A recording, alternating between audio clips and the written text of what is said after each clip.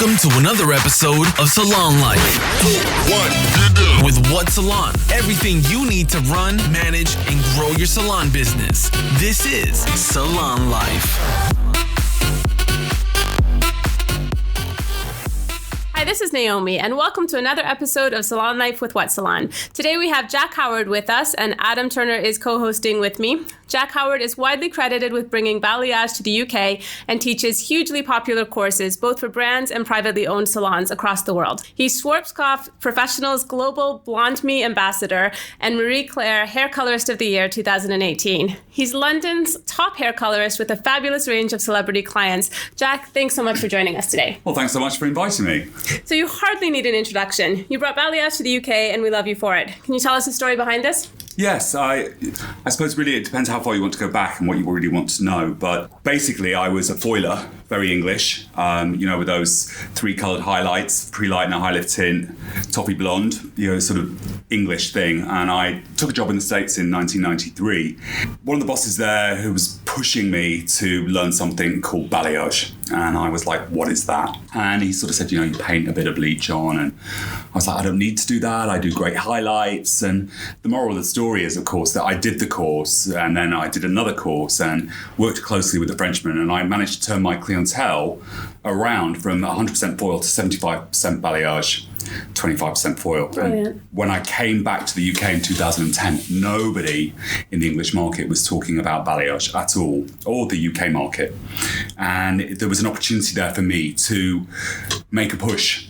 Yeah. And I started the conversation. Very good. Excellent. So how did you initially get into the hairdressing industry even before balayage? How did you initially get into hairdressing at all? I had a Saturday job and I shampooed, swept up and went and did the lunch runs because I liked a bit of money, not ashamed to talk about the fact that I don't money either. Of course. And I wanted to go to university to do textiles and, I sort of troubled teen, didn't really get on well with my family. And so I left home at 16 or got kicked out, whichever way you want to look at it. And I needed to do something and it was either going to be an office job or it was going to be hairdressing. And so I thought, well, artistry, let me have a go.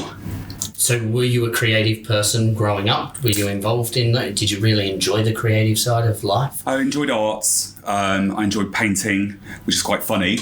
Ironic. Yeah, and I loved that side of it. And I loved literature and English language and things like that. So I suppose really it sort of fell quite well in there. And I sort of have one of those sort of personalities that empathizes with people, which is good and bad at times. But yeah. So tell us a bit about your journey. So how did you get from that starting hairdresser doing lunch runs to where you are today and a global educator and ambassador? And well, it's a 36-year journey. Okay. Of course, I'm not Fair a spring point. chicken. Yeah.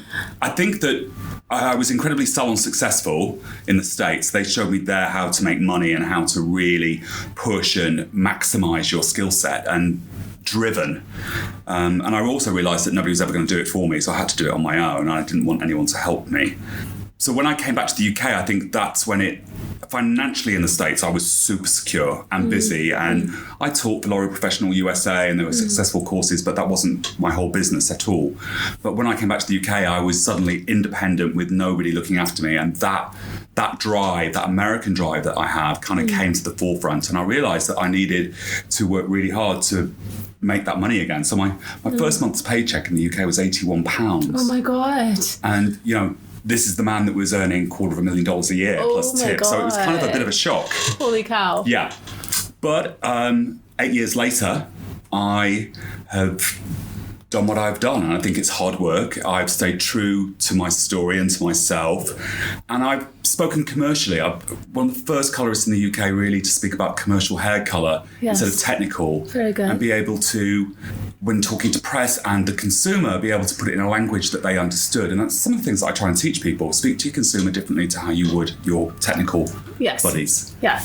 And so speaking of that, your courses are massively popular. So what differentiates you I think there are some disruptors in the market, which I'm one of those. I consider myself, in the fact that I was doing those courses before the product companies came to me. Brilliant. But I teach, one, how to work smarter, quicker, make more money, and I'm very open about that and very clear and honest about it. I don't teach get a look. I teach the skills, so the 4 gestures of balayage, which then help you create the look. I love that. And it's very different because most people are teaching, get the look of my Instagram account, and I'm not doing that. I love that approach because once you have the tools, you can create. Absolutely. The options are limitless then, rather than just being able to create one particular. Look. That's fabulous. Yeah. I really love that. So do you have any ideas, speaking of looks, of what is the hottest hairdressing trend at the moment? Well, I think of the moment it's about to change. Personally, I think that we've had that lived-in feel, which means sort of a rooty look, for quite a long time now. And although it's worked really well for me, I do teach in my courses how to balayage to the root. Okay. I think we're going to see a change. I don't know what it is, but I know that usually when I'm kind of really bored of things, and I'm bored of a look, I'm not bored of balayage, I'm bored of a look. I'm bored of that lived-in feel, and I'm bored of a curly blow dry. I feel that we're going to see something different, but I don't quite know what it is. If you could play God and be trendsetter, what would you make it?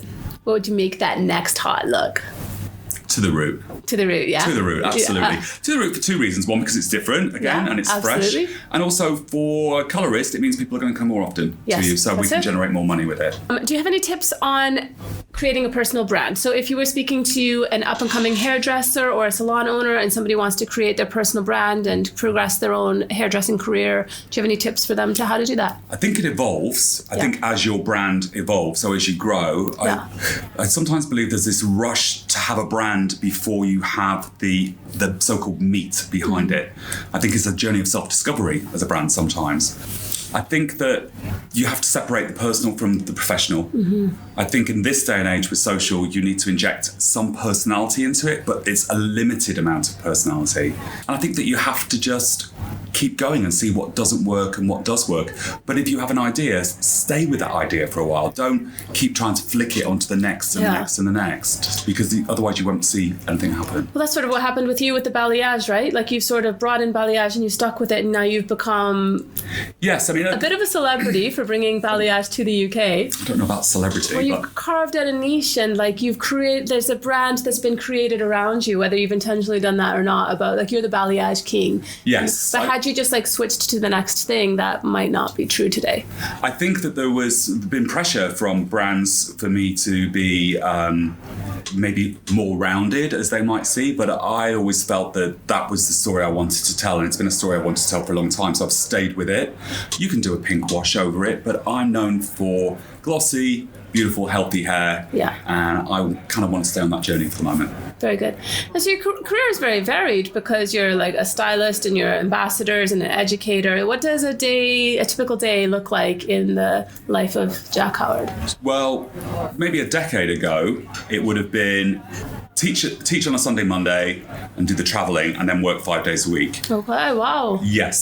So no day off. No day off. You're always doing that. But the realities of that, of course, is that it impacts your family and your work as well. Yes. So what I'd like to do is, if I'm working weekends, Sundays, Mondays, I take 2 days off in the week. Good. If I'm traveling, I like to maybe add on a day so I can relax by the pool if I'm going somewhere, which is really important. It is. But it's varied. If there's nothing going on, I can do 5 days in the salon quite happily. I love being behind the chair still. I know some people don't, but I enjoy it. I think it keeps me really authentic when I'm talking to people about what life behind a chair. I don't do late nights anymore, but I want to be home by 6:30. But then I'm older. Yeah. But when I first came back to the UK, I worked till 10 o'clock at night. You have to make it happen. Right. You can have nothing all day, and then you have a 6 o'clock client. You stay. Right. You do it. I was hungry. Yeah. So it varies. It varies. I could be educating for myself. I could be educating for Schwarzkopf worldwide. I could be in the salon. I could be working on something at home, for the website, for content. That's the wonderful thing about this career. It has been so varied and so interesting, and it's never the same thing every day. I feel really, really lucky. So when you were just getting started, if we go back to sort of your initial skill set, when you were learning your trade, yes.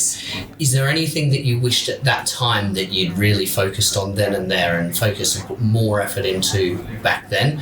Or do you think that you did a really good grounding back then that's actually given you the foundations to kind of come here? I know you talk about your balayage course, but if you go back to the basic skill sets as well. I think that when I remember a college tutor saying to me that shampoos and sets would be my bread and butter, and I was very flippant and sort of said, well, I hope not. But I think I would have liked to have focused a little bit more on styling. Okay. I did do everything. My styling skills aren't great. Never have been really brilliant, but I think that sometimes when I look at people's style, I'm just like, wow, that's so amazing, you know. And that could have led me down another path too, because when I've looked at agency work, they're like, well, you need to blow dry. Well, I can blow dry, but it's not shoot worthy blow dry, and so it sort of limited me in that point. And I don't know whether I would have done it, but I would have liked to have probably had a go at it properly. Sure. So I think that being an all-rounder, training as an all-rounder allows you as a colorist to understand the finished result and the haircut and fall and everything, which is really important. But I would have liked to have been stronger on my finishes just so that I could. And now I find my days are too long and I'm too caught up with other things, life, you know, to spend too much time on it. But I suppose if needs must, maybe I might. So you've worked with a lot of celebrities. Could you tell us some of the celebrities you've worked with? I mean, I've done quite a few nice things and some nice celebs, and some films that I've been working on and some that come into the salon anyway. I really enjoy working with Gillian Anderson. She's lovely to work with. Vanessa Kirby was great fun when I was working with her. Poppy Delevingne was always lovely when I was working with her. Nice. It just depends, really, you know. I mean, I just got the Bohemian Rhapsody just got an Oscar this year, so that was nice. And that was Paul, Paul Edmonds, the salon I work out of. Lots of celebrities go there, and Paul said, "Well, could you do this guy's colour?" And I recognised him from Mr. Robot. Oh, no way. Yeah, because I liked Mr. Robot, and then it was like, oh wow, and it's for this. And I'm like, oh, that sounds like an interesting film. And then boom, it was award season, so it was really That's nice. amazing. You know? That's amazing. Yeah, but it's a low key.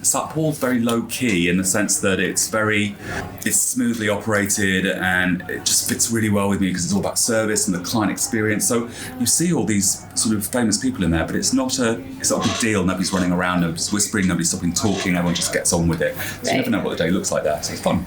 That's cool. You talk about the experience for the guest, the salon guest, and do you think that that should be a major focus for most salons to improve their guest experience? So while they're always improving their skill set, we often talk about when we're talking with salons about the guest experience as well. The guest experience is so important. Coming again from an American background, really. Yes. Where customer service is sort of innate to them. They, the Americans just know how to do it, don't they? Without making. I never feel weird about an American saying to me, "Have a great day," or any of those kind of things. I just think it's a lovely way of saying hello, and So I struggled in London in the high-end salons that I worked out of rather, because I never worked for any of them, to find something that gave me a customer experience from point of entry to point of exit. So there's receptionists, there's assistants, there's shampoo, there's retail, there's me, there's a stylist, and then there's exit and pay. And booking, all of that makes £425 set of balayage worthwhile. If that all goes wrong, it makes you end up looking like an idiot. Yeah. So to be able to charge, I think you need to be able to give the experience, and that's not about loads of faff. It's about making sure that journey is smooth. Yeah. Yes. That's a good point. Okay, so we just have a few minutes left. So no, keep going. I, again, just kind of want to backtrack into the mind of the salon owner. I want to grow my career. I want to progress as a hairdresser and a salon owner. What advice could you give me? So for me, I mean, we can only talk about our own experiences. We can't talk about what is good for anyone else because you never know, do you? So try not to copy someone else. I agree with you on that. Good point. For me, it was to get involved. So I got involved in events. I obviously did stuff for free to showcase my work. I got involved with local charities. I got involved with national hairdressing charities, or joined the Fellowship of British Hairdressing. I got involved and got noticed and gave up my time. And I think Instagram is the other piece of the moment to showcase who you are and let people see. So there are lots of things to do. Yeah. I don't think my path was the right way for everyone, as well as I don't think anyone else's path is necessarily right for me. But you've got to be involved. You've got to get noticed. How do you do that? Yeah, definitely. Agreed.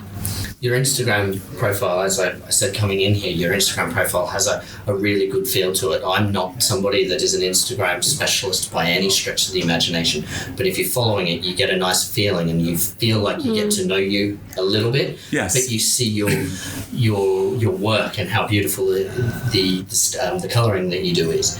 And that must be quite, I wonder, does that come naturally to you, or do you have to spend a lot of time preparing that? Because it can be quite difficult for people to do. It can be difficult, but I think that you've got no choice.